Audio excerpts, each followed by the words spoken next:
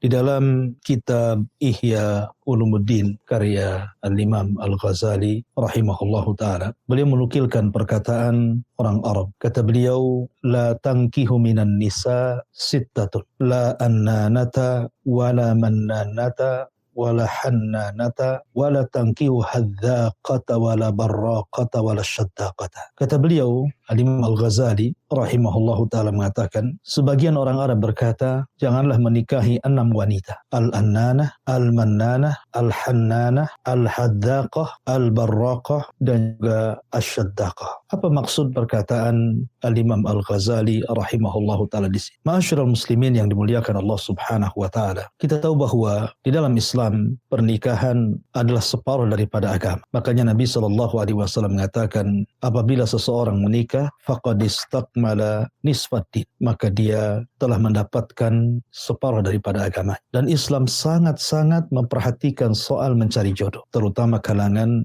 laki-laki. Nabi SAW mengatakan, tungkahul mar'atu li arba. Wanita itu dinikahi karena 4 perkara. Kemudian setelah Nabi SAW menyebutnya karena kecantikan, karena harta, karena nasab, kemudian karena agama. Dan yang terakhir Rasul mengatakan, fadfar biddatidzin taribat yada. Ambillah yang baik agamanya, karena itulah yang menjadikan rumah tangga sakinah dan mawaddah serta dipenuhi dengan rahmat. Akan tetapi di zaman sekarang terkadang banyak anak-anak muda yang hanya melihat dari segi kecantikannya saja atau dari segi pekerjaan dan karirnya saja, sehingga baru menikah sebulan 2 bulan sudah bercerai, setahun 2 tahun sudah berpisah, seolah-olah rumah tangganya tidak ada kenikmatan dan tidak ada mawaddah dan juga rahmat di dalam. Apa penyebab? Salah satunya adalah apa yang dikatakan Imam Ghazali di sini. Kata beliau, jangan pernah menikahi 6 wanita yang memiliki 6 sifat. Sebab kalau seandainya Anda nikahi 6 wanita yang memiliki sifat yang disebutkan oleh Imam Al-Ghazali di sini,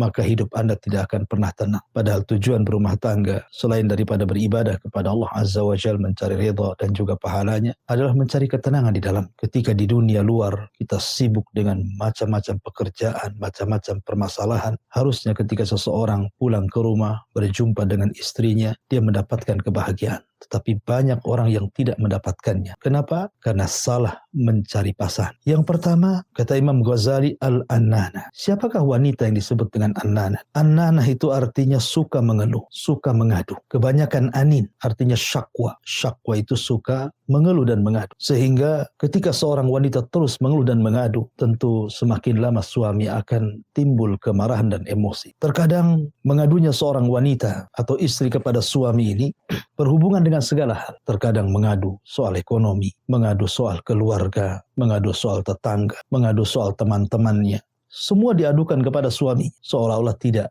ada hari kecuali hanya mengadu dan mengadu, mengeluh dan mengeluh, dan tidak mau mencari solusi sendiri. Maka kalau seandainya Anda menikahi wanita yang seperti ini, yakinlah Anda tidak akan bahagia dalam hidup. Karena wanita seperti tidak mandiri, terlampau banyak mengeluh. Kemudian yang kedua, al-mannanah. Wanita yang suka mengungkit-ungkit kebaikan. Terutama apabila ditimpa ekonomi yang seret, ekonomi yang susah. Mungkin suami diuji tidak mendapatkan pekerjaan atau mungkin keluar dari sebuah pekerjaan, maka wanita ini akan mengeluh dan akan mengatakan, aku sudah melakukan ini dan itu karena kenapa kamu tidak melakukannya kepadaku hal yang sama. Jadi dia terus akan mengungkit kebaikan dia dan dia tidak pernah memandang kebaikan suaminya. Itulah yang kemudian disabdakan oleh Nabi SAW, ketika aku melihat neraka kebanyakan penghuninya adalah kaum wanita. Kenapa? Bukan karena mereka tidak sholat, bukan karena mereka tidak puasa, tidak zakat dan begitu seterusnya, tetapi mereka itu kufur kepada suaminya.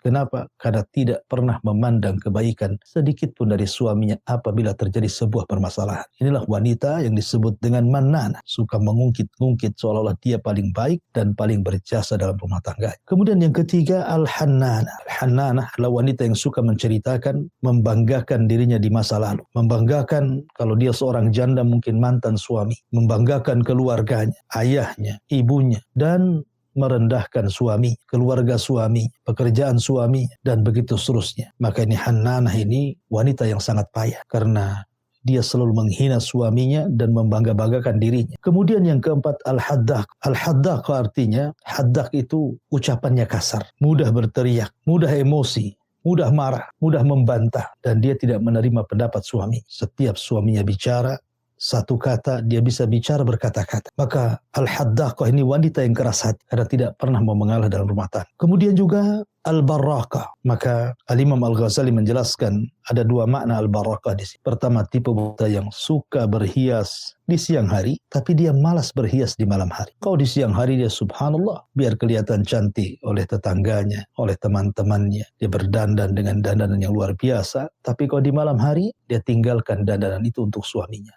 Anda berhias untuk siapa? Anda beribadah kepada siapa? Ma'asyiral muslimin yang dimuliakan Allah subhanahu wa ta'ala. Maka wanita seperti ini adalah wanita yang akan membuat pusing suami. Karena biasanya wanita yang disebut barrakah ini, wanita-wanita yang berdandan berlebihan. Menghabiskan uang itu hanya untuk beli alat-alat kosmetik semacamnya. Apalagi di zaman sekarang, zaman yang mudah mendapatkan hal-hal itu dengan cara pesan lewat medsos. Tetapi dia tidak berpikir keuangan suaminya. Dia tidak berpikir pekerjaan suaminya. Yang ada bagaimana dia mementingkan dirinya, mempercantik dirinya tanpa melihat bagaimana kondisi suami. Atau al-barraqah ini diartikan wanita yang suka mengurung diri. Wanita yang suka mengurung diri. Dia tidak pernah bersosialisasi dengan tetangganya. Dia tidak pernah membuka pintu rumahnya. Dia dalam kamarnya saja. Dia malas masak, malas nyapu, malas ngepel, malas melayani. Maka ini wanita pemalas. Itu juga mana al-barraqah. Kemudian yang keenam, asyadzaqah. Asyadzaqah artinya, secara bahasa artinya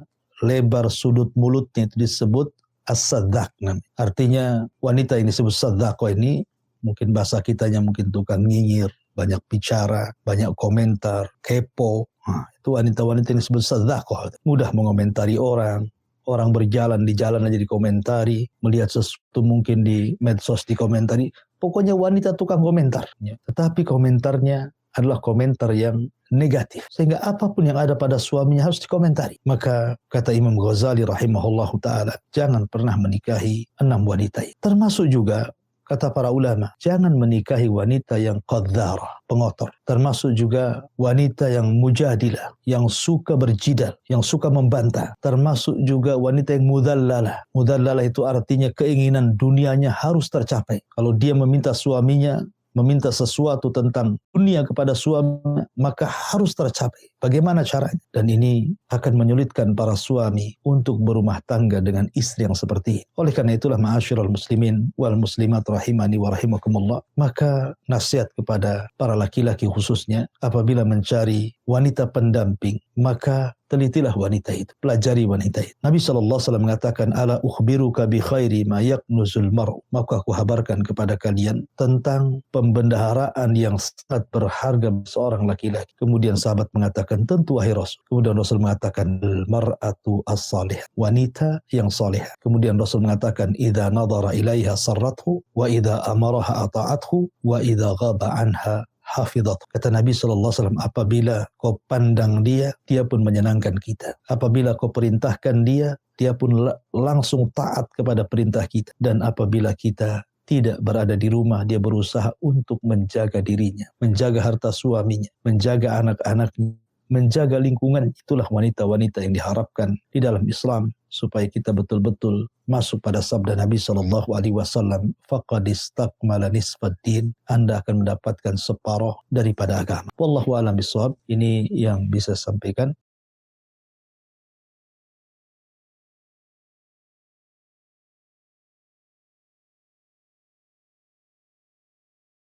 Subhanallah walhamdulillah wa la ilaha illallah wallahu akbar. Subhanallah